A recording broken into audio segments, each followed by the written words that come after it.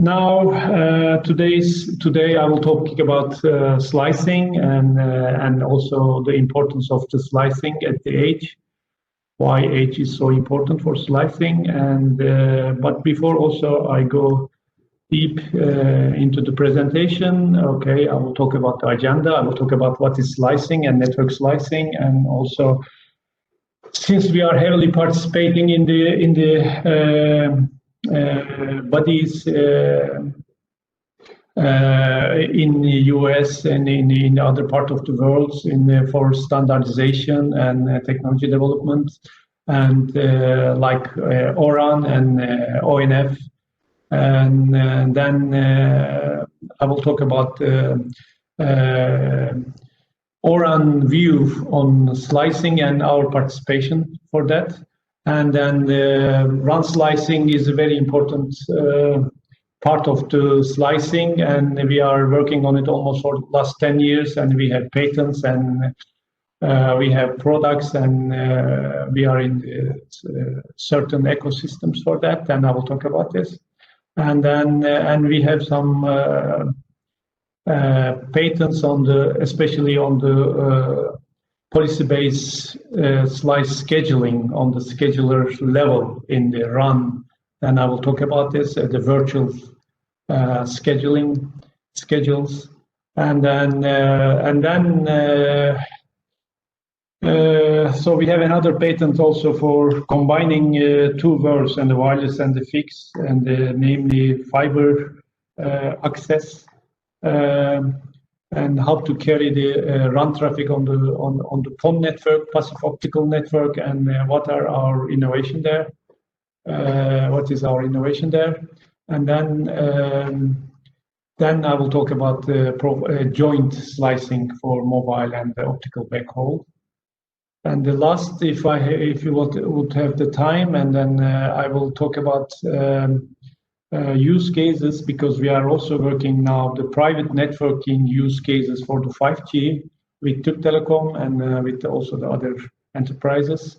Then I will talk about the use cases where we can use the slicing, all this innovation of it will help to achieve also the somehow Industry 4.0 evolution for enterprises, so on, and for business automation, so on.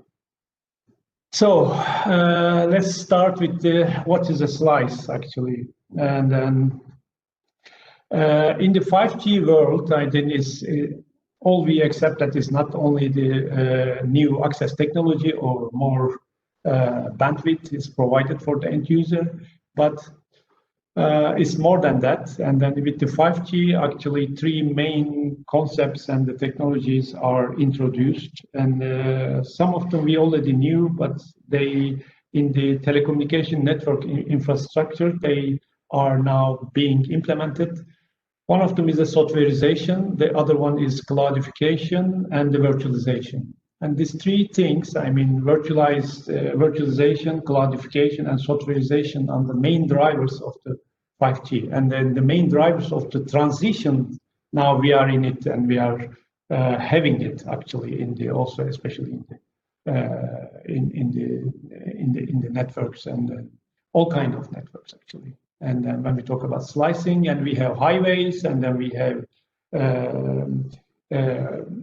let's say, let's make an analogy, and then we have highways, we have airways, and then we have waterways, and then we have to isolate them, and we have to allocate them, and then depending on the use case, and then we have to find the mechanisms and implement the mechanisms for that. I mean, if you have a highway and you have the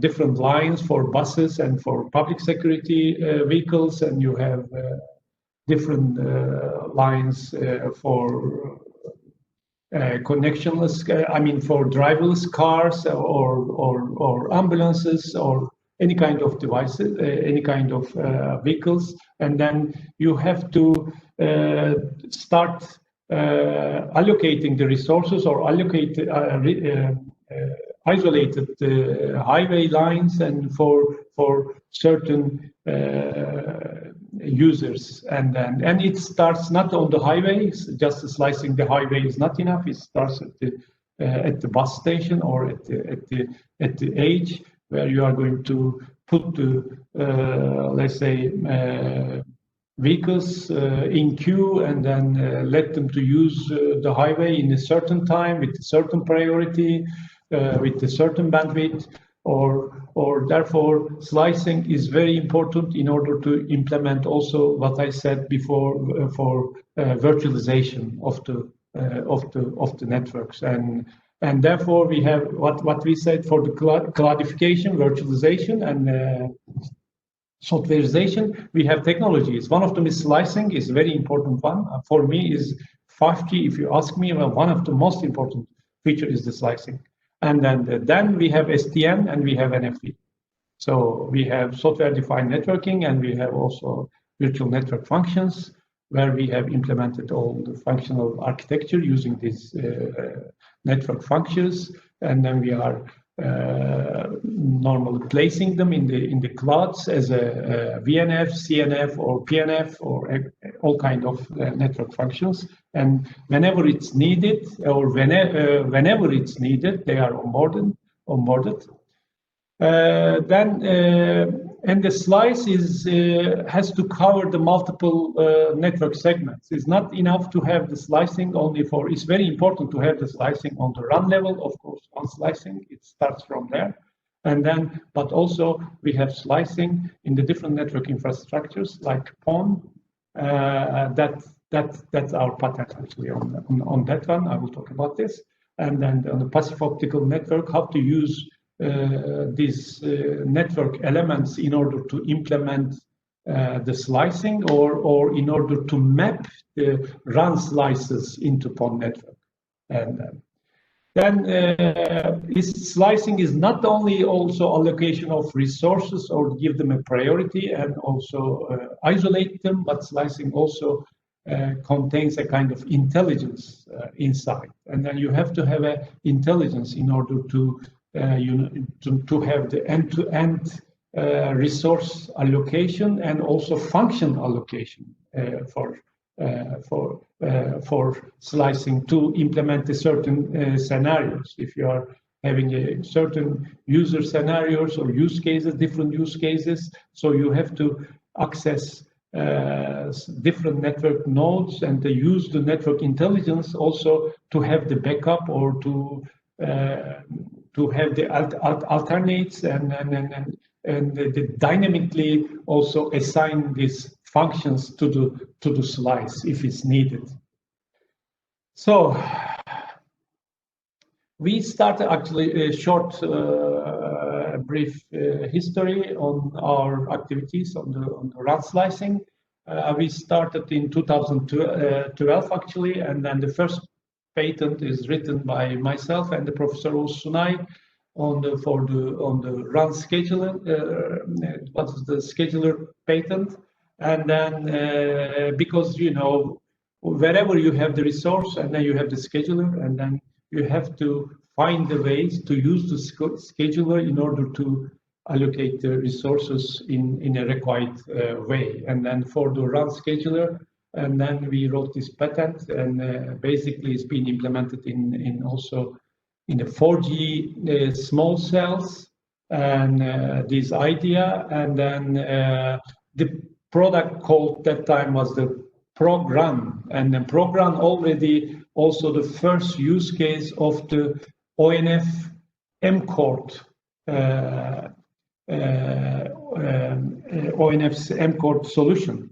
And then MCORD means, all ONF, like Open Network Foundation, and then that was ON Lab before, and then heavily working on three things actually, I can say. One is the disaggregation, and the second is open source, and third one was the white box devices. So I think all these three also very important, let's say, concept of 5G, because in order to reduce the OPEX and CAPEX, and also in order to reduce the dependency to the big vendors, and then to have the flexibility on the networks, to have the controllability and programmability on the networks. You have to have disaggregated solutions and virtualized solutions, and to be implemented also on the wireless network side, because wireless networks, as you know, it's the most expensive part of the actually of the networks, and then all the runs, the operators now investing heavily for the let's say almost 70% or 80% of their investment goes to the access side, and then therefore to have the disaggregation and to have the virtualization on the run side is very important to have the flexibility and then to save on the OPEX and CAPEX and to make the innovation, and there are many reasons for that.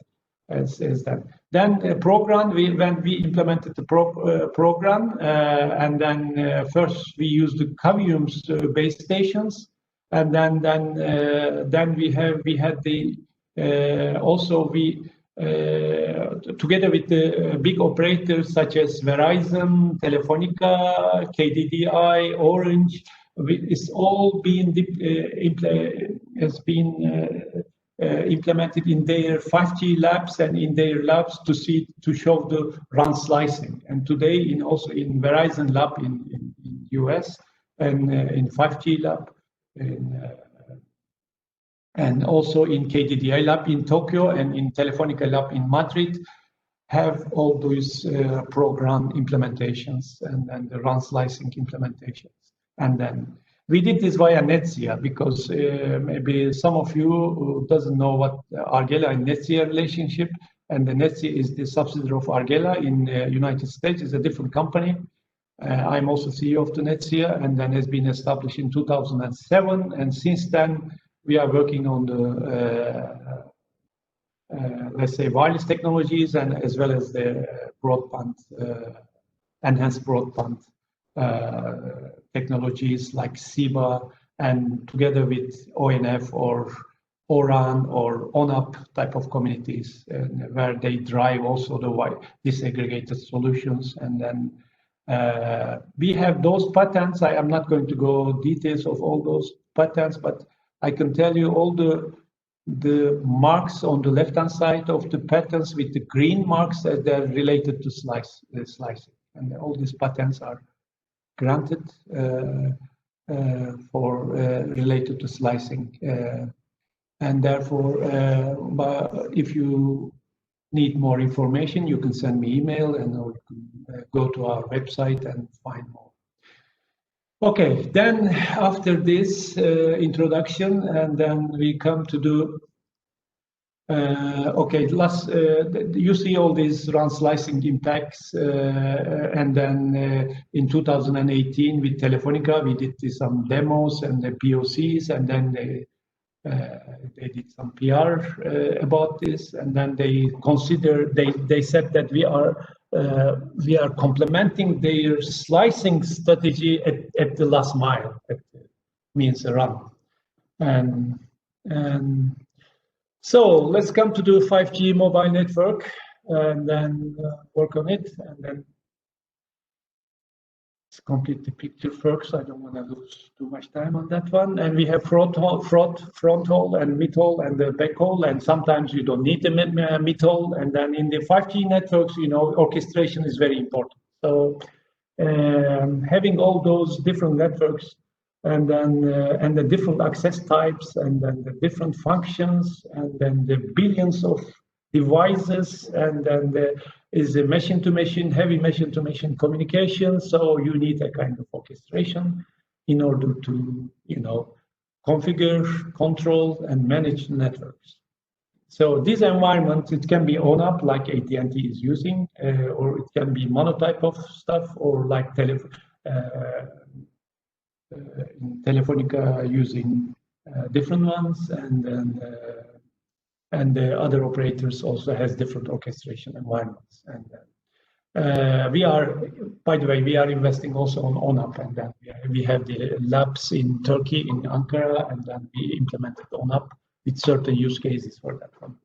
And then, you know, on the frontal side, in the, let's say, the edge cloud is in the edge cloud infrastructures. If we are talking about the run virtualization and disaggregation, and then in the 5 keywords, you know, run basically split into 3 main components. One of them is RU, and second one is DU, and the third one is the CU, control unit, distribution unit, and the radio unit.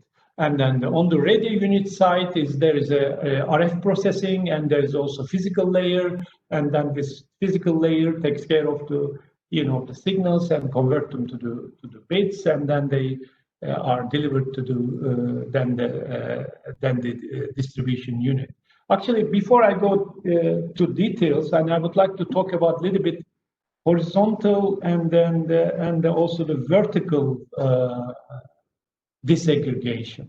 And if you talk about, I mean, if you take the run in the horizontally, and then since we have DU, CU, and RU in a vertically, but in the horizontally you have, especially on the baseband level, we have modules or entities, like we have a physical layer, we have MAC layer, medium access controller layer, and then we have RLC, radio link controller level, and we have PDCP, and we have also, let's say, RRC modules. And therefore, we have, if we split off, they all have the different functionality. And then scheduler works on the MAC level, and then under the MAC, actually, on the physical level, because what it does, actually, allocation of the resources, and also the radio resources, I mean the frequencies, and then physical resource blocks. And therefore, since we have this vertical, say horizontal disaggregation, also we have vertical disaggregation, like DUs, CUs, and the virtual CUs, let's say, and the CU control unit and CU data unit, and then because we have also controlling part of the CU, and then the also user part of the CU, where we can in the user part, normally if we talk about the controlling part, we talk about the signaling and control signals, and if we talk about the user part, we have also the payload of the messages and the content of the messages. So in the edge cloud, where what is implemented actually basically, and then the part of the let's say, depending the 7.2 split in the 3GPP, where ORAN works on mainly, and then we have also high PHY, high PHY, what we describe the high end of the physical layer on the DU side, and then also we have also other functions like MAC or RLC on the DU side, and then on the if you go to the CU, and in the CU we have RRC and the PDCP are implemented on the CP on the CU side. This is the split where you can have you have the you know, edge cloud, and then you have the regional cloud or central cloud, and wherever you put your DUs or CUs, and then you have to have this also horizontal disaggregated aggregation we are mapping them also the vertical disaggregation to the DUs and the CUs. Okay, if you talk about the ORAN, but before I talk about the ORAN, I say ORAN, I don't say Open RAN, because there is a big difference between ORAN and Open RAN initiatives.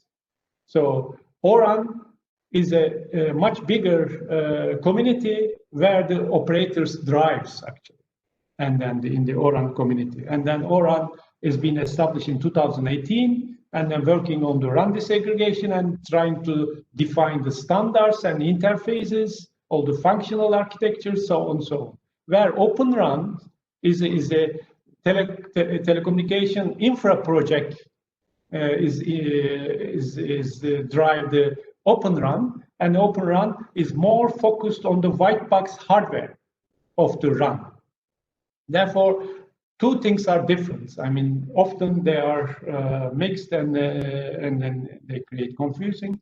And then, therefore, Open Run and ORAN are different communities. And we are heavily participating. ORAN is much bigger community, is with 250 members already. And then mainly the big operators are contributing and are driving the activities in ORAN, and we are also heavily participating in ORAN community. And then we are together. I think today together we are together. With us is Arda Akman. He is also with his group from Argela. He participated the work group 1 activities where the architecture is done, or an architecture is done, and then there we are chairing use case task force and also slicing task force. Two task forces are chaired by us in this ORAN architecture group. We are defining standards and then also working on interfaces on the ORAN side, and there the biggest innovation of ORAN, of course, came with the RIC, and then RIC is radio intelligence controller, and then on the orchestration level we have the non-real-time RIC, and then where you define your policies and you define your scenarios and the use cases, and then where also we have the near real-time RIC, let's call it real-time RIC, which is also which can be run on the edge cloud, and then real-time RIC also responsible of how to implement this policy. And then whereas the non-real-time RIC define the what, and the non-real-time RIC define the how to do it. Therefore, we have two controllers, and then of course I can talk about more on the SMO side. And then we have the network function manager. Basically, this is the old OEM let's say functionality where all the FCAPs are implemented, and then faults and all this kind of authentication and billing, all this kind of whatever you want to get from the networks, and you want to configure the networks via, and then you use network function manager. There ORAN define the interface is called O1. Via O1 interface, or let's say we are using Prometheus on the for in our clouds, and then you can implement it in with different modules in different ways. Actually, FCAS implementation. So this is done via O1 interface, O1 with CUs and DUs, and then the other interface is very important for ORAN. Defined is the E2 interface, where E2 interface with the interface is the interface between the RIC and CUs and DUs. You see the O comes from ORAN CU and ORAN DU, therefore they are actually basically CU and DUs. And then we have the E2 interface also directly via DU and CU to the scheduler, even to the CUs and the RRCs and the PDCPs, or kind of whatever we want to configure, and then we use those interfaces. And then we have also, since we have also a kind of orchestration, infrastructure management and orchestration, and then that is also via that is also the interface between the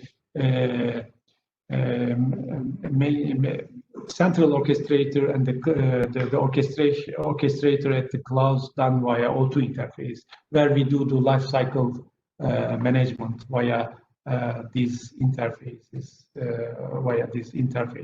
I mean. Okay, I go a little bit more on the run slicing, and then let's say this.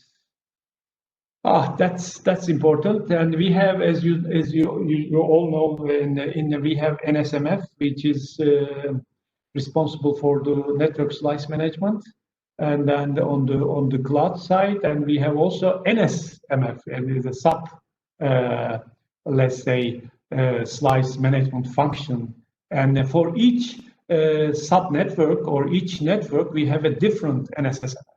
And therefore, we have run slice management as NSSMF for the access networks, for the run networks. And then for the optic network, we will have transport network NSSMF. And then for the machine communication, maybe machine-to-machine communication, we will have another NSSMF. So you can have number of NSSMF.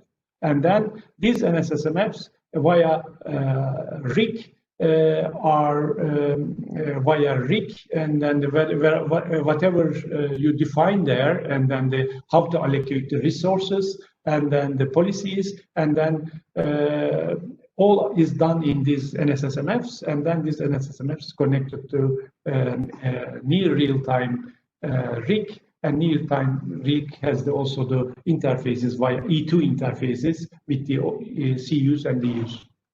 Okay. What is our innovation? And this is patented and granted. I go a little bit, I don't know if I have to, but I cannot stop myself. Maybe I will talk about this a little bit more. And then, you know, we have physical resource blocks in the air. I mean, we allocate them depending on the slice, and we have different slices. If you talk about the enhanced mobile broadband slice, and then or if you talk about the ultra high reliability slice that we are going to use for connectionless cars, let's say in order to control them from the cloud, and then less than a millisecond latency is required for that. Let's say we have a different slice for that, and we have a different slice for also for the other usage, let's say, and we can have a different slice for private networks, and we can have a different slice for MVNO, so on, so on. So, but we have the capacity. Let's say, as some of them knows much more than much better than me. Actually, we have resource blocks. Let's say every 220 in LTE environment, every 20 megahertz, we have almost 100 PRBs, and then and the PRBs, physical resource blocks, increase with the frequency. Of course, if you have more frequency, you have more PRBs, and then you have to, I mean, in order to isolate them, to allocate them to the certain users and to the certain slice, and you need to have that is done in the scheduler. What we come up with the concept with the virtual scheduler. And then we create using the same number of PRBs, but let's say we allocate 70% of the PRBs to the certain slice, and then another 20% to the other slice, and the 10% in another slice. These PRBs, of course, are increasing in the 5G environment. If you have a 40 megahertz, then you have 200 then PRBs, and if you have a, let's say, 100 megahertz, and you have 500 PRBs roughly, and then via these PRBs, and then while having the two level of scheduling, one is the virtual scheduling, let's call the virtual schedulers, using the same PRBs depending on the users and depending on the, let's say, our NSSMF says that, okay, for this user in this location, I have to give the priority. And for that application, because slice, when we talk about the slice can be anything. I mean, can be a user, can be an application, can be a time, and can be latency, anything you can create a slice on. And therefore, dynamically, in order to allocate these physical resource blocks, you need the mechanism. So work on it, and then we come up with this patent actually. And then in order to increase the throughput, actually, you need more antennas. And then if you talk about multiple MIMOs, and then let's say 256 multiplied by 256 in the 5G environment, or 16 by 16, or whatever is that, then you increase the throughput on this. But don't forget, I mean, now these 100 PRBs, I give an example, let's say, are scheduled in 1 millisecond, and then the throughput is almost 100 megabit. For every millisecond in the LTE environment, every millisecond you have 100 PRBs and you have 100 megabit throughput. So if you talk about the ultra high reliability, low latency is less than a millisecond, you don't have 1 millisecond actually. In the 5G we are talking about 0.25 milliseconds or 0.5 milliseconds. There you have to do this allocation in this time frame in order to comply this ultra high latency requirement. So therefore, the time reducing, and then the number of PRBs are increasing, and then, but in order to increase the throughput, also you need more antennas, and then more multiple MIMOs. Okay, let's skip that one as well. And then we come to the PON part now, and then physical, what we believe, and we are heavily also working and doing R&D on the PON networks now, to virtualize the PON networks, and then maybe also some of you are familiar, some of you are familiar with the fiber network infrastructures, and then we have mainly in today's network we have PON connections, and then we all have the fiber modems at home, and then ONUs, let's say, optical network units, and then they are connected to OLTs and optical line termination units, and these ONTs or OLTs are really vendor dependent. I mean, if you buy the ONT and the OLT, they are really vendor dependent, and that they're proprietary interfaces, and then they are costly, and then they are not controllable, and they have their own management system. Okay. I mean, whatever big vendor you are buying it as an operator, and then therefore they are not disaggregated, they are not open source, and they are not. There is no white box OLT today in the market, except we are using edge-core ones in the live in telecom network today. So PON infrastructure is a little bit close. I mean, it's a really close infrastructure, and then therefore, in order to have the disaggregation and virtualization in this infrastructure. So what ONF, together with ONF, we are working on the project called SIBA, and a software-enabled broadband access, where we virtualize the OLT stack via Volta, and then we are using SDN controller, ONOS, and then with this,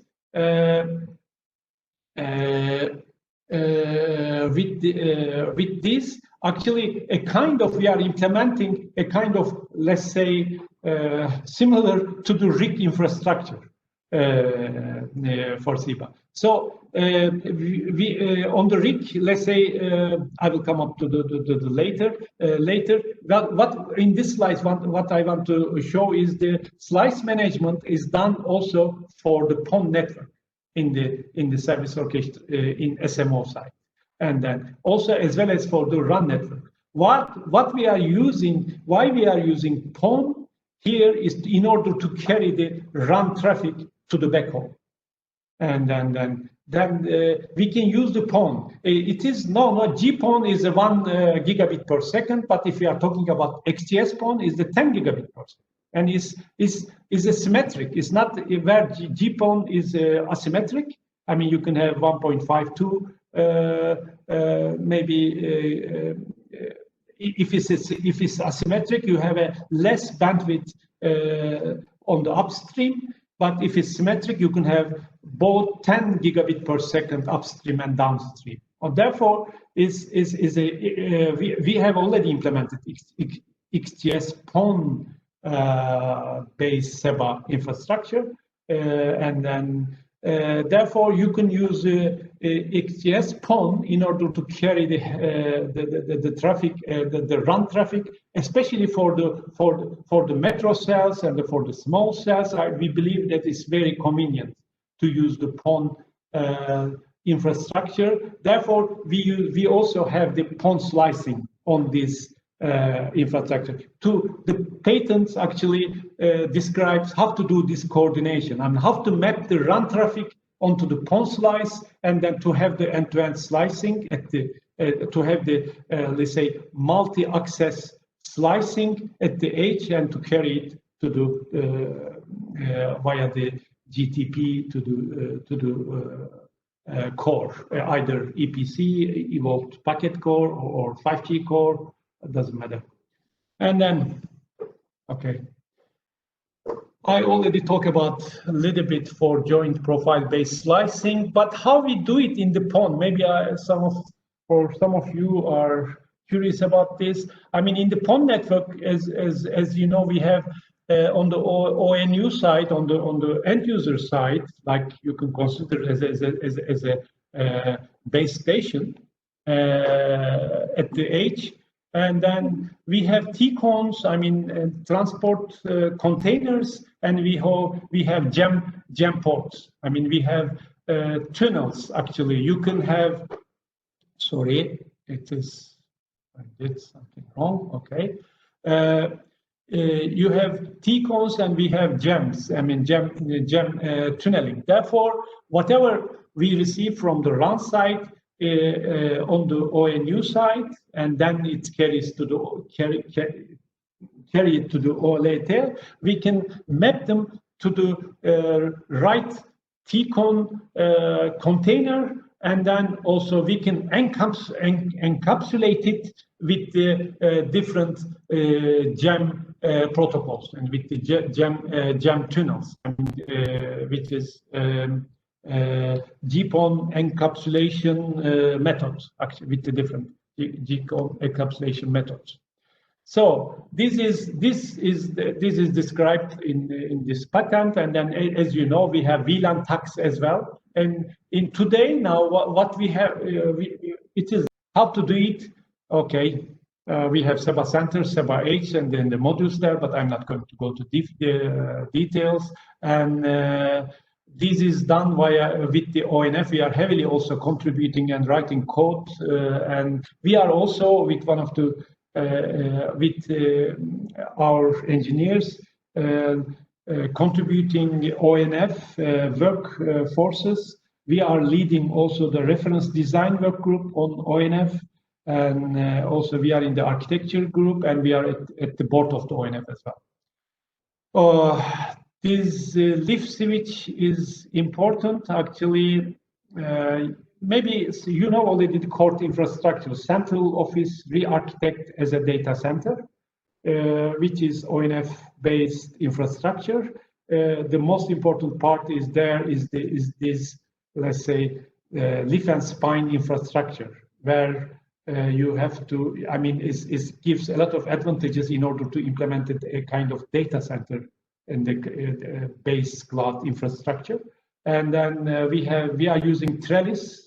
Maybe you know already what Trellis is.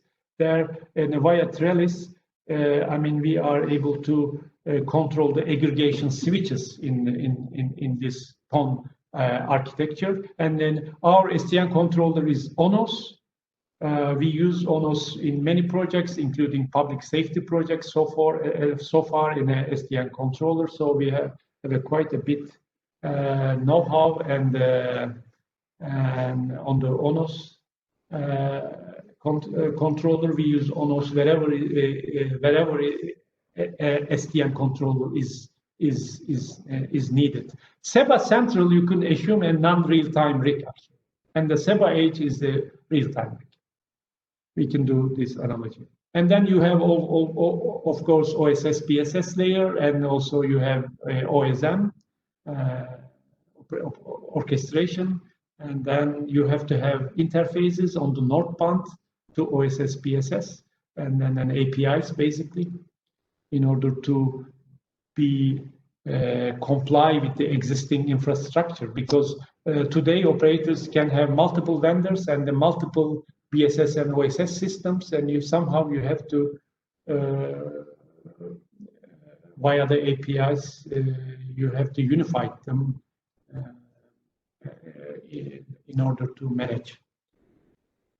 Okay, that is Open Network Foundation. We are the member of it, and the Türk Telekom is in the board and heavily investigated. And so we talk about slicing and importance of slicing, and then which use cases we can use slicing in order to. Actually, I was planning to talk about this health use case, because in 2017, I think it was, or 2018, we got the award as a Netsia company to the best 5G use case award with this slicing implementation, RAN slicing implementation. Actually, that one was kind of a scenario for hospitals and then the health services. But think about this. I mean, you have an ambulance, and then there is a Da Vinci robot in it, and then operating in a patient, and then losing a blood, and then you have a doctor in US or in China or in Russia or in Canada, wherever in the world, and then doing this operation inside the ambulance, and then this ambulance needs a certain megabit per second with less than a 1 millisecond latency, which every move of the doctor has to be immediately be implemented via the robot in the patient's body, and then that kind of mission critical, let's say, the case has to be achieved and then implemented in the RAN on the access network. Ambulance can go with 150 kilometers per hour and passing different entering and different let's say base station coverage areas, and then you have to manage the handovers, and then you have to manage the path all the way to the hospital, including alternate routes, and then you have to allocate the PRBs during the ambulance passing from that base station coverage area, and therefore how to do that? I mean, you can only do it with the profile-based slicing. And then if you have an ambulance as a profile implemented in this RAN, and then you have this, and if you have a map of the network and somewhere in your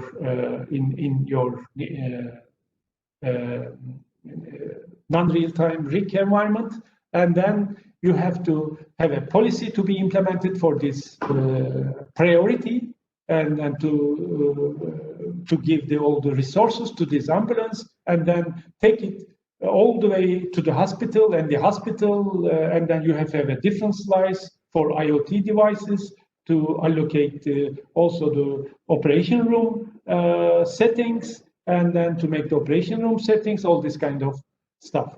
And this is the use case actually we used a lot. But now this is a little bit future implementation. But now we are talking about more real use case. Now we are working on it with Türk Telekom strategy group, and there is a customer already we are talking with, and then in order to implement this scenario is a maritime port actually, is a port where you have the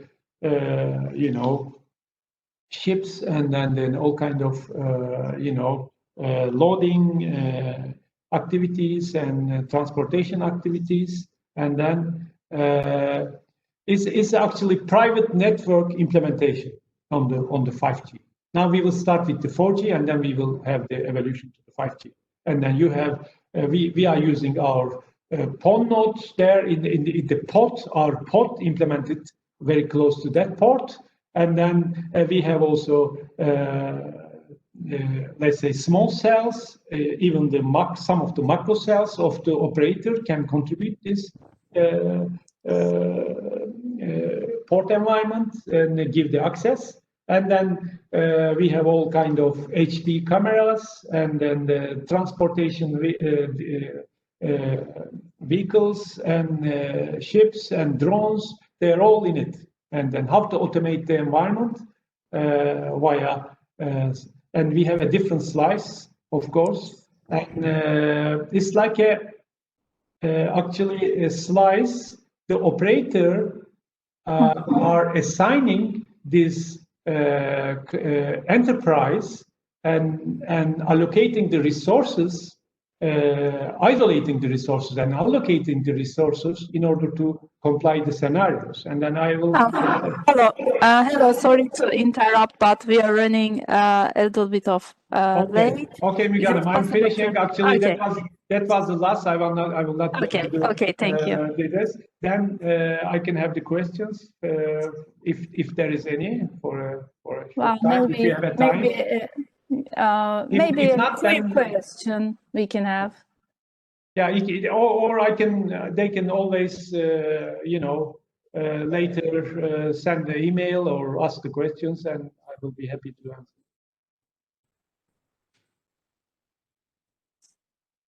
There is a possibility of using the Q&A on Whova, so people can ask questions. It is recorded, and then you can, every participant can send you and you reply, and everyone will see the reply.